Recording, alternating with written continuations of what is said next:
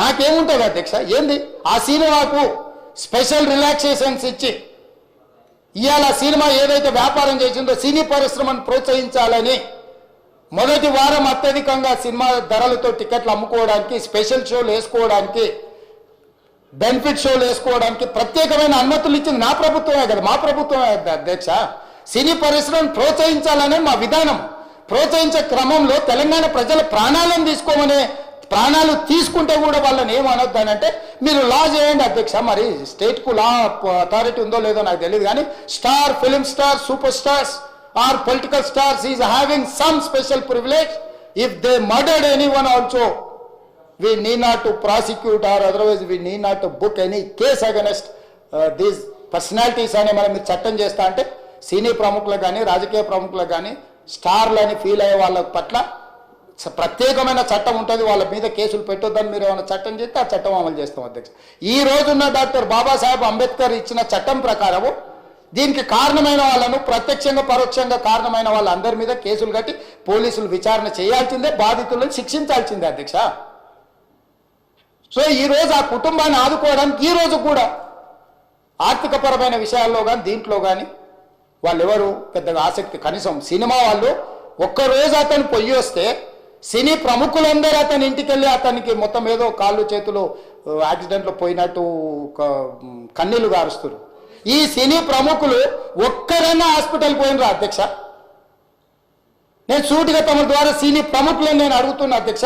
తల్లి చనిపోయి 9 సంవత్సరాల పిల్లగాడు బ్రెయిన్ డెడ్ అయ్యి ఆక్సిజన్ అందక 20 రోజుల నుంచి హాస్పిటల్లా కోమాలో ఉంటే ఈ సినీ ప్రముఖులు ఒక్క రోజు కోసం పోలీస్ స్టేషన్ పోయిన ఇంటికాడ క్యూ కట్టి ప్రభుత్వాన్ని తిడుతున్నారు, నన్ను తిడుతున్నారు, అతన్ని పరామర్శిస్తున్నారు. ఏమైంది అధ్యక్ష? అతను కాలు పోయిందా, కన్ను పోయిందా, చేయి పోయిందా, ఏమైనా కిడ్నీలు దెబ్బతిన్నా, ఏమైంది? అతన్ని ఇంతమంది సినీ ప్రముఖులు పరామర్శించారు, కలిసిండ్రు, అభినందించారు. కానీ ఆ పిల్లగాన్ని కనీసమన్నా పరామర్శించడానికి సినీ ప్రముఖులు ముందుకు రాలేదంటే సినిమా ఇండస్ట్రీలో ఉన్న ప్రముఖులు ఏం ఆలోచన చేస్తుండ్రో, ఏం కోరుకుంటుండ్రో నాకైతే తెలియదు.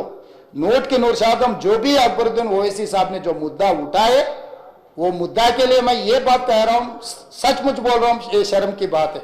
Telangana CM Ravindra Reddy garu, they were never not unlike previous regime. YCP regime la leru akkada. YCP regime without a reason they picked up a fight. They didn't allow you. నేను ఒక్కొక్క ticket నేను మొన్న కనుక్కున్నాను, వాళ్ళు అడిగిన prices ఏమి ఇస్తామంటే ఊన్ out of curiosity I asked them. I said how much was the same ticket అన్నారు. Sir your the 75 rupees ticket which they going to sell now, మీకు వచ్చేటప్పటికి అది ఇక్కడ 50 రూపాయలు, మీకు 5 రూపాయలు సార్, ఇక్కడ 75 రూపాయలు, ఏదో 10 రూపాయలు మ్యాక్సిమం.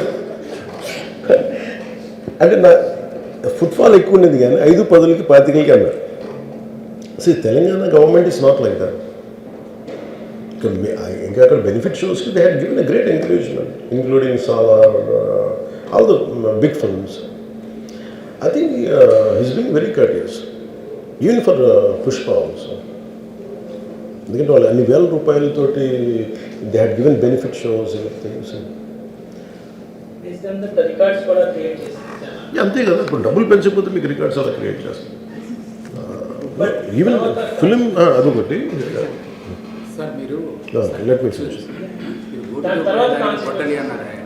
అది ఎవరు మొత్తం ఇష్యూనా లేదా రెండు పక్షాలు ఉన్నాయి కదా, ఏ పక్షం? I'll conclude that. నేను ఓపెనింగ్ రిమార్క్ ఇచ్చాను, I'll conclude that part. Let me conclude. I'll give you a right answer for that. Then, see, there was a normally you know that ఇప్పుడు నేను for any actor in India, even for Amitabh Bachchan garu, even when he comes out of his building Jalsa in Bombay, people come, throw, they appreciate him. That's a love and affection. People whomever they like, they show. Even for Shah Rukh Khan.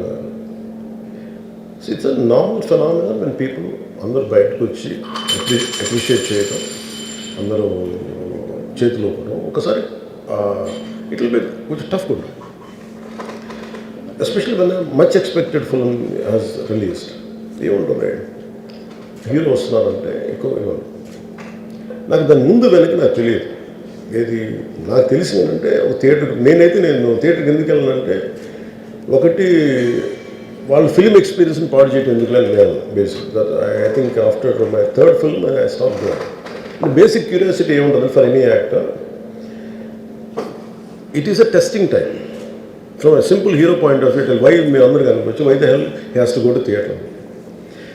From a hero's perspective I can say, నేను ఎందుకు థియేటర్కి వెళ్ళాలనుకుంటానంటే how I'm being tested. Film బాగాలేకపోతే తిడతారు, film బాగున్నప్పుడు I want to feel the appreciation. స్తుతి కావాలి నాకు. Even for God you have to say you are great.